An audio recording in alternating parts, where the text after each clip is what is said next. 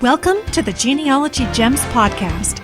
It's a show filled with family history, research, strategies and techniques, news and entertainment, and inspiration. And I'm your host, Louise Cooke.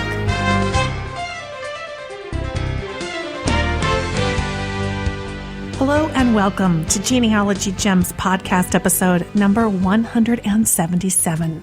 I'm Louise Cooke, and in this episode I have, as I promised, our interview with Christina Baker Kline. She's the author of our Genealogy Gems Book Club featured book for the first quarter of 2015, Orphan Train.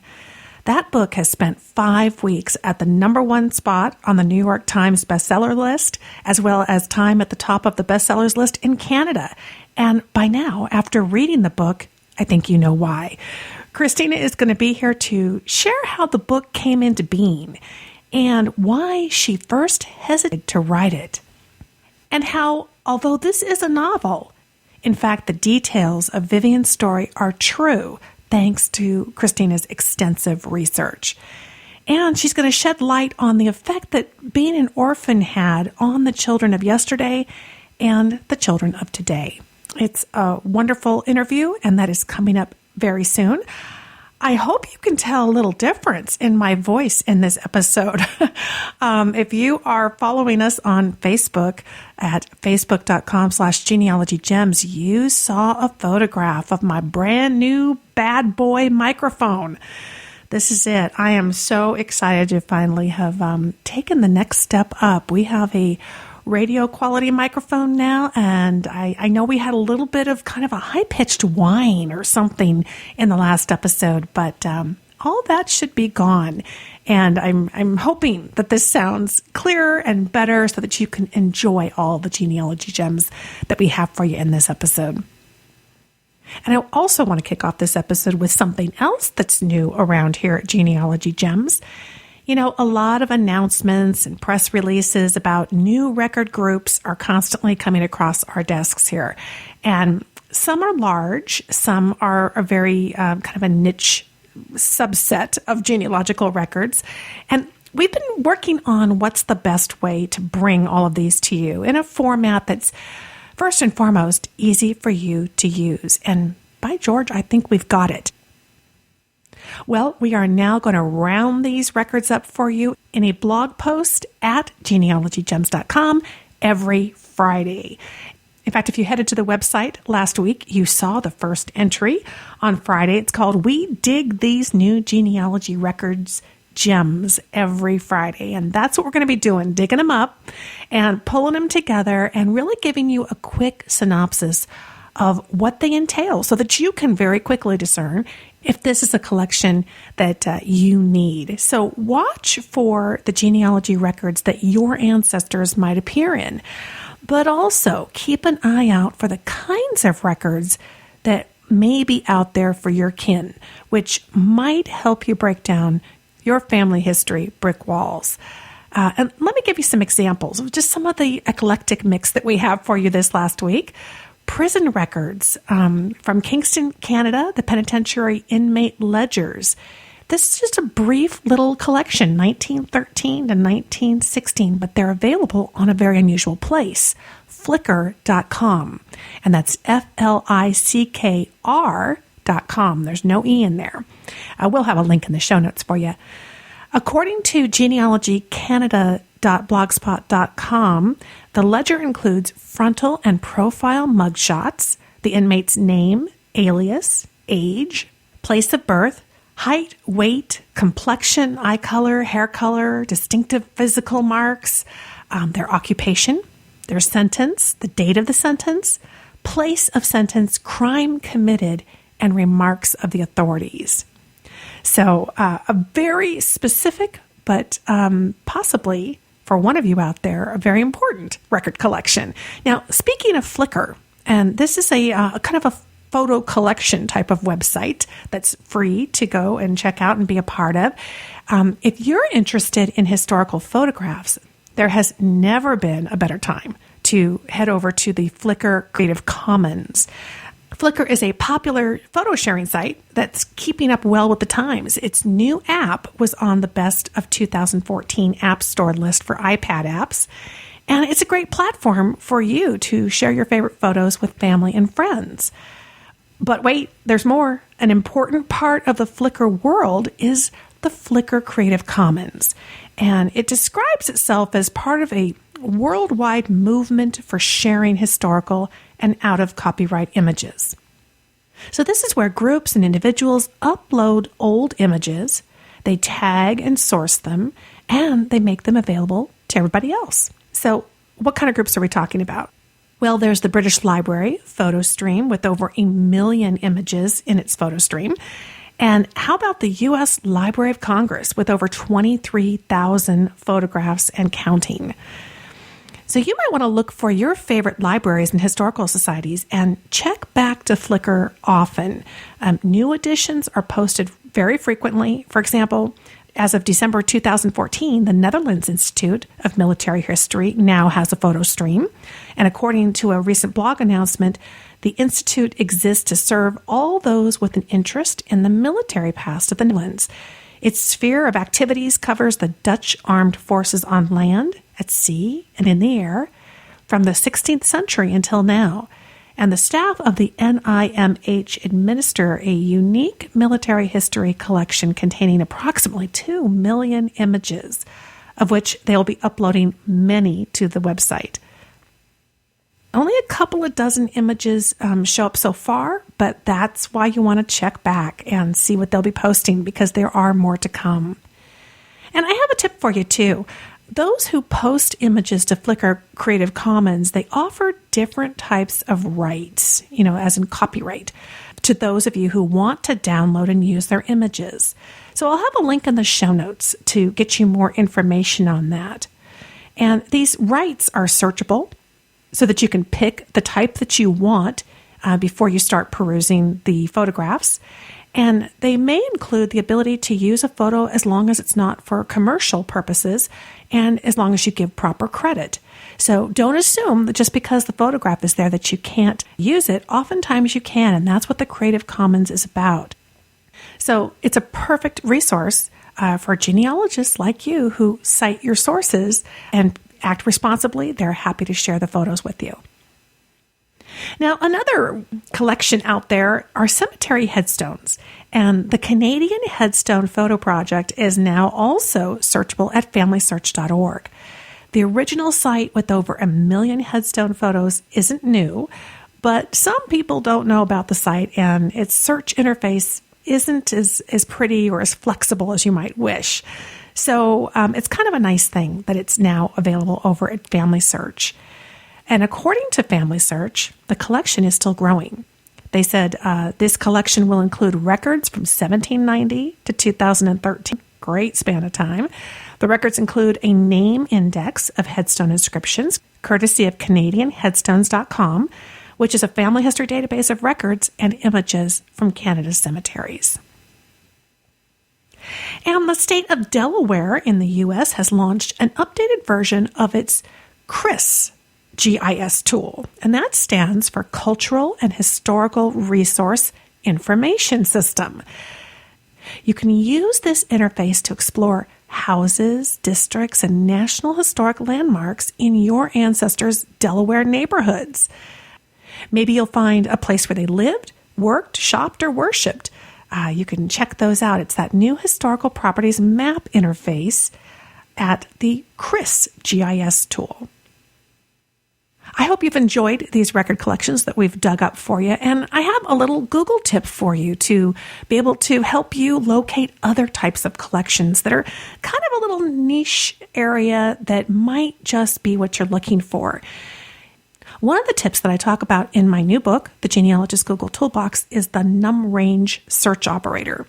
And that is something that you're going to use in Google to locate records from a particular time period.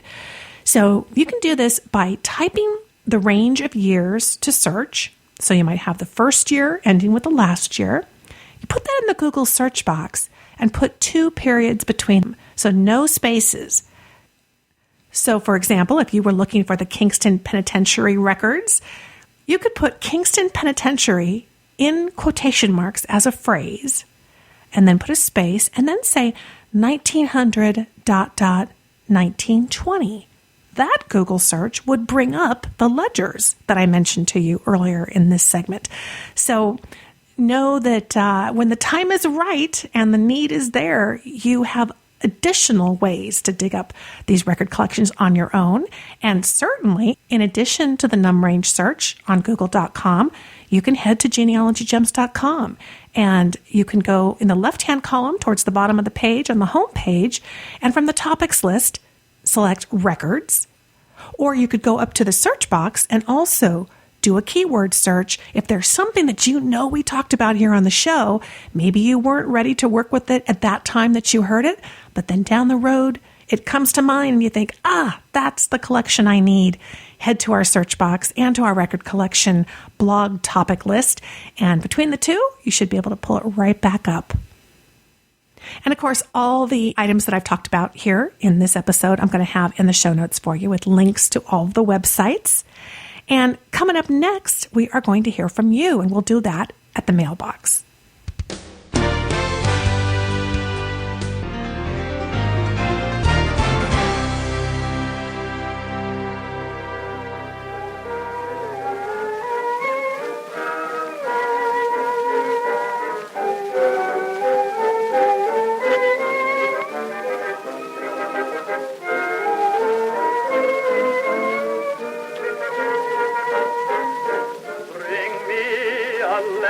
From my proud old dad, who knows that we are winning, and I'll bet he's glad. But more than any other, a line from my old mother. Bring me a letter from my hometown. All right. Well, here in the mailbox, I've got emails from several of you. I love receiving your emails. And of course, you can reach me at genealogygemspodcast@gmail.com. First up, I have an email here from Cassandra. And she writes, I stumbled on your podcast a few months ago and enjoy listening to it when occasion permits. Today, I listened to episode number 22, where you spoke about turning your video iPod into a family history tool. Although technology has come a long way since 2007, the topic of this podcast reminded me of how fortunate I am in having an iPad mini. I appreciate that you emphasize the value of mobile devices in aiding the genealogist in various tasks. Your podcast brought to mind an experience I had last summer where my tablet became my genealogy tool. I went to visit my great aunt living just 30 minutes north of me, and I talked for an hour about her parents, siblings, and grandparents, all of which were recorded. The next visit I made was 2 weeks later, with my parents accompanying me. We arranged for my aunt and her younger sister to be there. Bringing stories and photos, we had a marvelous evening. Besides recording animated conversation and anecdotes, I was able to use my tablet to scan pictures. With her permission, I have since edited and shared photos online along with their stories. As circumstances would have it, one of my aunts suffered a stroke only a month later. This has been a great sorrow of my family, but in thinking back, I am so grateful I had the time to visit with her. What an opportunity to have preserved those precious conversations and photographs. Thanks for your podcast and for the valuable tips and stories. And she writes, P.S. I posted this experience in my blog along with the value of using tablets in family history work in July of last year. And there's a picture of me and my Aunt Connie with my impressions of the first visit. And Cassandra's website and her blog is newgenerationgenealogist.blogspot.com. And the title of that particular post that she's talking about was Simple Means to Preserving Memories. So I'll have a link directly to that in the show notes.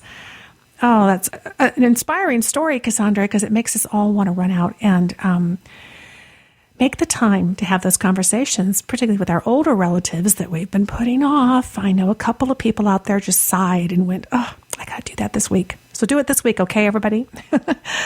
Great inspiration, and thank you so much, Cassandra. Now, Terry wrote in, she says, I'm so glad that I found you and all the fun things that you have to offer us working on our family history. I was listening to a webinar with Gina Philibert Ortega, and she mentioned your Genealogy Gems podcast and how useful it was. So I went on immediately and downloaded it on my iPhone. It has been so much fun, and I have already gleaned so many helpful hints from it. Recently, on my drive from San Antonio to Houston and back, I listened to many of the ones in your archives. Well, the podcast led me to your website, where I decided to become a premium member and have already taken advantage of many of the videos and podcasts. I then signed up for the newsletter. I've installed Google Earth on my computer, and I've already begun plotting my family history. It is so much fun. With your great video on using old pictures to help find places you lived, I've been able to find the home that we lived in right after I was born 57 years ago. It still stands, and except for a few minor renovations and a paint change, looks very much the same. I've attached the old pictures and one from Google Earth. It was an exciting moment. I was the little one crawling around on the right of the picture. She says my father is 79, and he has been the one for many years encouraging me to delve into the family tree. We have some interesting storylines out there that have been fun to look into. One of the things I found was an American Revolutionary ancestor in my father's line, which led me to apply for the Daughters of American Revolution, and my application was accepted in December. I was inducted this last weekend, and my dad was there to see it. That was a very special moment. After watching your videos on YouTube, I have started a blog called Unearthing My Family Roots. It is in its infancy, but I am enjoying it and hoping to start incorporating family history and genealogy into it after the cruise log is complete. And she's referring to an amazing, eventful cruise that she was on that was not so fun. So you can read about that at her blog, and I'll have a link in the show notes for you. As you can see, I'm taking full advantage of my membership, so you can imagine my disappointment when I found out that you were coming to my local Genealogical Society meeting, Genealogical Society of Kendall County, Texas, in March, and I can't be there. We are expecting our second granddaughter around that time in Missouri, and I am going up to help. I know you'll be wonderful, and everyone will come home with lots of takeaways. Thank you for all you do, and I look forward to all your future gems. Well, Terry, thank you so much for writing, and I'm thrilled to hear that you became a Genealogy Gems premium member. I hope that you're enjoying that. Sounds like you are. And I'm particularly happy to hear that you're putting Google Earth to good use. And of course, we've talked about here on the show that recently Google Earth Pro went free. So now that's available for free and has some additional features there. So how fun. And the video that she was talking about that she watched is available to all of you. It's a free video. If you go to genealogygems.com and hover your mouse over video, you'll see Google Earth for genealogy. And in that one, I do talk about an old photograph that I had and the steps that I took to be able to identify the exact location where it was taken. And Terry, congratulations on your new blog. I took some time to read it, and I want to say you're a very talented writer, and I thoroughly enjoyed your series on the day that you found the family Bible. You know, your introduction to genealogy as a child is so similar to how my family history obsession started. So I definitely identified with that. And I'm sorry I don't get a chance to meet you at the upcoming seminar. I'm really looking forward to going over to Kendall County, Texas. I ran into those folks at FGS, and they are an awesome group, so we're looking forward to that. But, of course, grandbabies come first. We can all agree on that. So congratulations to the new additions on your tree. That is wonderful. And thank you so much for listening to the podcast. And recently I heard from Sue Neal, whose story offers a compelling reason to use Google Scholar for genealogy research. I talked about this on the Genealogy Gems blog and also in our newsletter. And if you aren't getting the newsletter, you're missing out. So head to the homepage, genealogygems.com, and in that center column at the top, sign up for the free newsletter. But I wanted to share it here on the podcast in case you missed it, or just to kind of refresh your memory about it and get you thinking about using Google Scholar, which of course is a free website. And Sue wrote in recently, she says, I've been using computers for genealogy research, among other things, for about 30 years, and I'm pretty good at finding most anything on the internet, whether it pertains to genealogy or something else. It's a continuous learning experience because computers, the internet, and genealogy on the internet are always changing and updating, and that is so true. She says, after hearing your seminars at Roots Tech 2015, I tried a couple of the Google searches for my husband's third great-grandfather, Silas Fletcher. And Silas lived on Indian Key in the Florida Keys in the early 1820s. And our son visited Indian Key several years ago, and the young lady who took us out in the boat had actually written her college thesis on Silas. Of course, we didn't think to get her name or any other information. So I Googled scholar paper Silas Fletcher. And the first item on the search results list turned out to be her thesis. I also found a second thesis on Indian Key and a research paper a third person written, and they both contain information on Silas. In the footnotes, I found references to deed books, book numbers, and page numbers that contained statements written by Silas, his wife Avis, their daughter Abigail, and Mike's second great-grandfather, William H. Fletcher, about their lives and movements in the Florida Keys. With that information, I went to FamilySearch.org and found the deed books I needed for Monroe County. I was able to go find their statements very easily instead of having to browse through the books on the off chance that I would find something, which I do if I don't know the exact book where the record would be. I can hardly wait to try out the rest of what I learned at your seminars to see what else I can find. Well, Sue's experience is a great example of using Google to dig up your family history. One of the little known features of Google that she was taking advantage of was Google Scholar, which I talked about in my presentation at Roots Tech. And it can help you more easily find material like what Sue was describing, doctoral dissertations, a thesis, academic papers, and more. Your keyword searches in Google Scholar will target results from academic publishers, universities, professional societies, and that type of group. Now, although scholarly literature does get a bad rap sometimes for being kind of highbrow or boring, they do have something that genealogists love. They cite sources.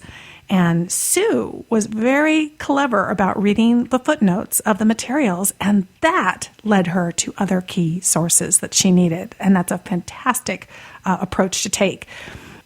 Now, here's another resource that she could find using the details found on Google Scholar, and that's by doing a Google image search. How about a map of his community? So what I did was, taking the techniques out of my book, The Genealogist Google Toolbox, I went in and put in those same search parameters, put in Indian Key and Silas Fletcher and some of those other terms, and brought up a couple of this one hand-drawn map of the area right around that time.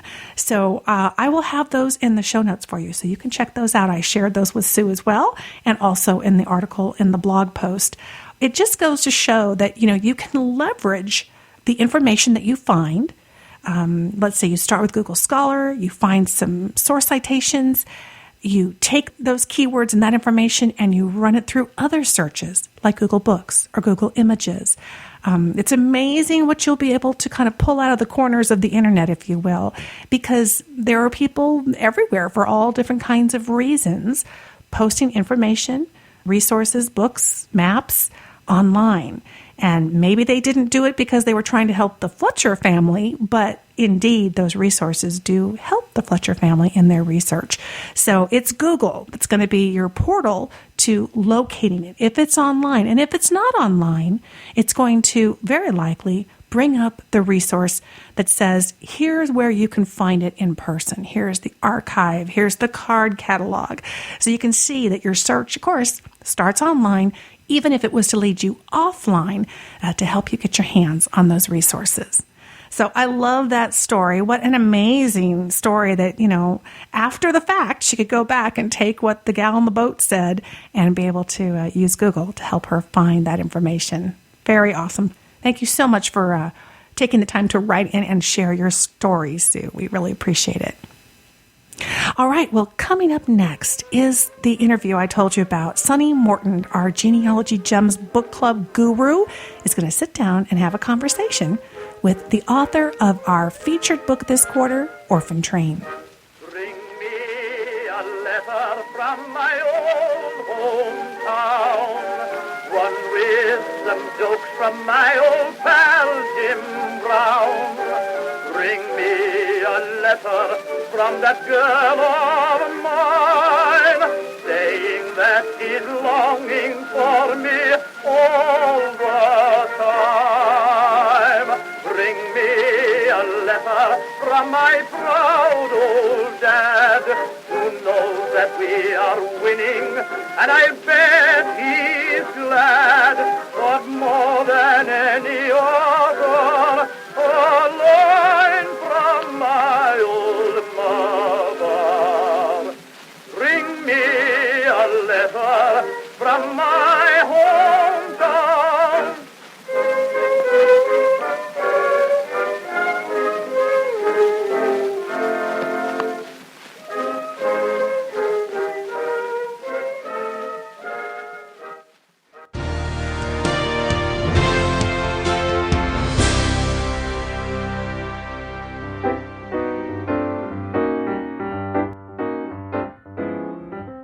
You know, I always advise people to keep their master family trees at home on their own computers, not online.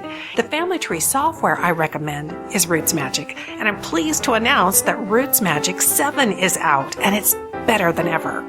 Now, what do I love most about this new update? It's got to be the automatic hinting feature. It's like Google Alerts for genealogy websites. Roots Magic now automatically searches sites like Family Search and MyHeritage for possible matches to your tree. You're going to see light bulb hints appear whenever a match is found. Clicking a light bulb will open a web browser with matching records. They've got new accounts that let you easily publish and maintain multiple trees online, whether publicly or privately. And data management is easy with the new Data Clean feature that helps you quickly find and fix possible problems with names and places. Or use the File Compare feature to look at two different trees side by side and transfer information between them. These are just some of the dozens of new enhancements. You can give it a try right away with no risk with the free edition called Roots Magic 7 Essentials. So what are you waiting for? Go to rootsmagic.com. You'll see pretty quickly why professionals and beginners alike choose Roots Magic.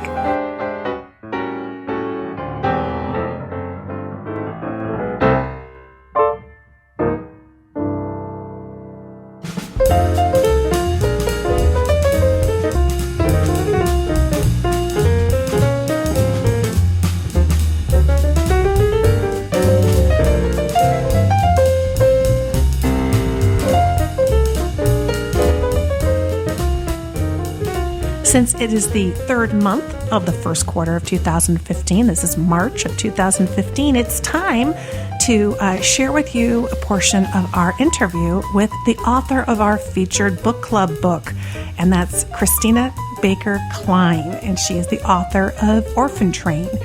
Sunny had an opportunity to sit down with her and really have an in-depth conversation about her experience writing the book, why she hesitated to write the book, and the fact that even though it's a novel, how her research helped her to really include real-life, true facts of details in Vivian's story. It's a wonderful interview. We're going to have a portion of it, about a 10-minute portion of the interview here on the free podcast, and the interview in its entirety is going to be on our next Genealogy Gems Premium podcast episode. So that is coming up. I believe that's going to be episode number 121. So without further ado, here is Sunny Morton and Kristina Baker Kline. Today we have Kristina Baker Kline with us to talk about her lovely novel, Orphan Train, which we've been mentioning on the podcast for the past couple of months now. Kristina is a New York Times #1 bestselling author, and she's spending some time with us today. Hello, Kristina, and thank you so much for being here. Thank you so much for having me. You know, I know you hear this all the time, but I just loved Orphan Train. I love the history. I love the unlikely relationship between the two main characters. But the reason I chose it for the Genealogy Gems Book Club is that, to me, it explores a scenario that really resonates with the family historian in me. What happens when your own backstory is swept out from under you in an instant, and everyone around you spends the rest of your life making you into someone totally different? That is a huge, huge question. Absolutely. And it definitely motivated my work in this book. Well, the book follows the life story of Vivian, an Irish immigrant in New York City who rode an orphan train as a child. So give us a little backstory first on orphan trains. How did you become interested in the stories of the orphan train riders, and what did you learn? So about a decade ago, I was visiting my in-laws in Fargo, North Dakota, of all places, and there was a snowstorm. I had 3 little boys, and on the third day, my mother-in-law pulled out a book that was called Century of Stories. It was a history of the town that she had grown up in, and she'd never actually leafed through it. But when she started to leaf through it with my son Hayden, my oldest son, who was then 8 years old, she found this article on the orphan trains. But not only that, it featured her father and his brother and their 3 sisters. And she had never heard of the orphan trains. Apparently dozens of children, if not hundreds, had ended up in Jamestown, North Dakota on these trains. And yet, again, this was really kept quiet. People did not talk about it. And the fact that her own father and siblings had ended up in Jamestown also on a train was completely shocking to her. And I was stunned as well, having never heard of it in any of my history classes. I couldn't understand how a movement that involved 250,000 children being sent on trains from the East Coast to the Midwest over 75 years, from 1854 to 1929, could be absolutely kept out of the history books and not a story that people knew. So it sent me on a journey, and I was ambivalent about it for a while. I wrote other books in the meantime. I wrote 3 other books, 2 novels and a nonfiction book, because I knew that it was such a big story. And I also was sort of concerned about appropriating it, given that it wasn't my family story. It was my husband's family story. In fact, as it turned out, much later in my research, I discovered his grandfather wasn't on a quote-unquote official train. They came from Missouri, but many children were sent on trains around the United States in this time period from all over the place, and from Canada, and of course in England and Australia and all over Europe. So as I came to understand, it was a much bigger story than I had ever imagined.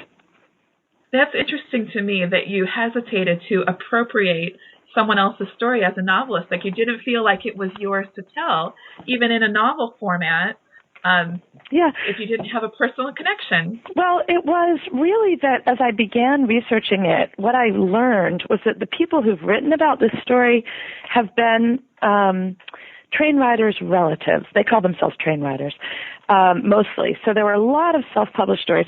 There were some children's stories about it, some histories. And so I always say that it's a story that's been hidden in plain sight, because if you go to Amazon and type in the words orphan train, not only will you see literally hundreds of books about the orphan trains, but there are 20 with the exact title. And I knew that in taking it on, I would be under the scrutiny of people who lived it and people whose relatives were involved in it. So I wanted to be sure that I really understood it, and that felt daunting to me. And in addition to feeling like I wasn't sure at first that it was my story to tell. But yes, I got over that. I got over it. Well, I'm glad you did. So is Vivian's story based on that of a single real person? No, but the details of Vivian's story are true. In other words, it's not based on one person. It was by reading hundreds of stories and interviewing 7 living train riders that I was able to sort of come up with a story that felt authentic. The details, for example, in the story I describe a child who has a crossed eye who rode a train and they weren't sure whether to put him on a train because of that, and that's a true story. I write about a character who's traded for a pig, and that's a true story. Vivian's dislocation, the fact that she moved from family to family, the fact that she had her name changed several times, those were all common experiences for train riders to have. And it was important to me to tell a story that felt in some ways representative. I didn't want to write about someone who, and I read many stories, characters, people, who had particularly difficult times or bad situations. Vivian goes into one home, or at the time her name is Dorothy, where she's mistreated pretty badly. But even that was not an outlier experience. That was not at the sort of fringes of the experience. And similarly, I didn't want to sort of sugarcoat what it was like to be a train rider, because I think the most important thing when I talk about the book, when I go around and talk about the book publicly, I think one of the most important things to keep in mind is that our concept of childhood today is a modern concept, and these children were definitely considered laborers. They were the workforce.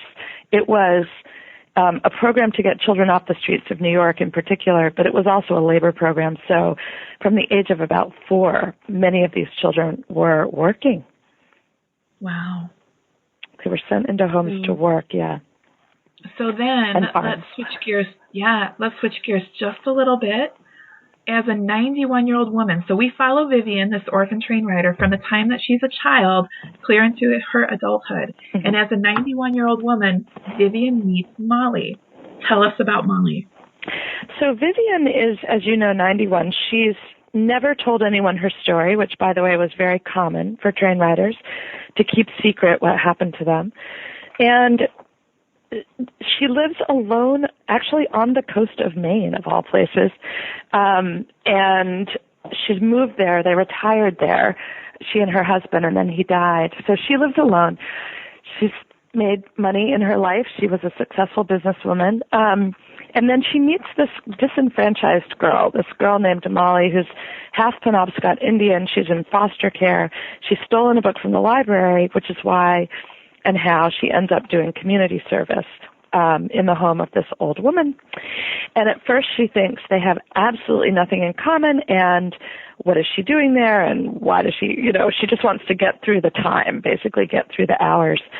And then, as time passes, she comes to realize that they actually have way more in common than she ever would have imagined. So Molly and Vivian end up sharing a bond based on their shared experience as women and as people who have felt disenfranchised and unwanted.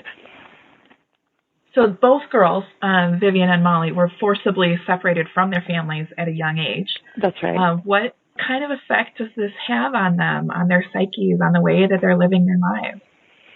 I read a lot about that. What I discovered is that the legacy of trauma runs so deep, and I did a lot of reading and research about it, and I drew on my own experience to a certain extent. I was not a disenfranchised child, but I had times of loneliness and feeling disconnected in various ways. But more than that, what I wanted to show is that these two girls grew up without feeling that they had a place in the world, and they had to create their own place in the world. One who's in the foster care system today, and one who rode an orphan train. And the other thing I really wanted to show is that their circumstances are different, but children in foster care today have the same emotions that children had who rode the orphan train. Yes, there are safeguards in place, and yes, the situation is better generally, but the feelings that the children have not changed over the years, and they won't. And that's why the problem of unwanted and disenfranchised children will never be solved fully the emotions are of being the feelings that you have when you've been abandoned and are told that you're unwanted or unworthy are devastating. And I wanted to show what that was like, the mistrust that can develop, and the way you feel that you sort of never have a place in the world, and how important it is to seek connection with other people who have experienced those same feelings.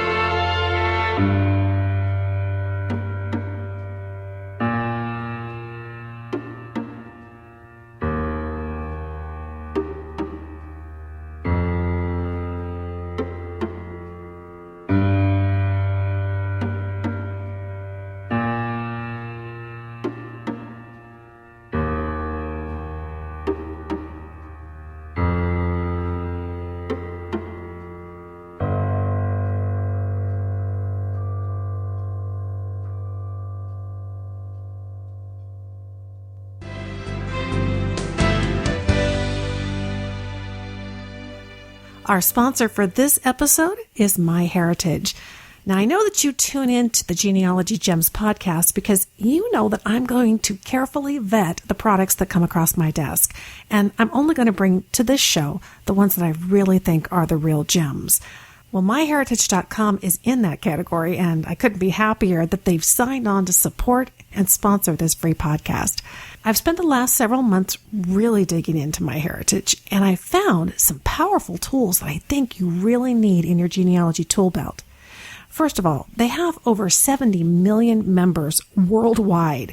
If you're serious about making connections in the country where your ancestors once lived, hands down, MyHeritage is the place that you want to be. Get your tree posted on their website and start to see the magic as they automatically match it up with other trees. Not just with genealogists in the country where you live, but genealogists around the world. Then there's MyHeritage's unique and powerful search system. It's called Record Matches. It constantly calls 5 billion historical records for your family. It's the only family history interface out there using semantic analysis to search newspaper articles, books, and other free text documents. It's also the first to translate names between languages. And I personally like that the matches from the historical newspaper collection at MyHeritage, they show up towards the top of the results list. So visit myheritage.com. It's free to get started, so there's really no reason to wait, and there are billions of reasons to try it out. Visit myheritage.com. You know, August is a beautiful time in the Pacific Northwest, and I'll be heading up there to Washington State for the upcoming Northwest Genealogy Conference in Arlington, Washington, just 1 hour north of Seattle. It's on August 13th, 14th, and 15th. The conference will feature 3 full days of classes from speakers like CeCe Moore and Judy Russell, and I'll be there teaching 3 classes on Evernote and mobile technology. And there will be an exciting exhibit hall where you can see genealogy products and services up close. And if you're new to genealogy, they've got something for you, too. The Stillaguamish Valley Genealogical Society is sponsoring free beginning genealogy classes in conjunction with the Northwest Genealogy Conference. And those are going to be held on Wednesday, August 12th from 1 to 5 p.m., also at the Burns Performing Arts Center. Seating is limited for that, and pre-registration is required. You can get all the information, register for the beginning classes, or the full 3-day event, starting on April 1st, 2015. Head to nwgc.org.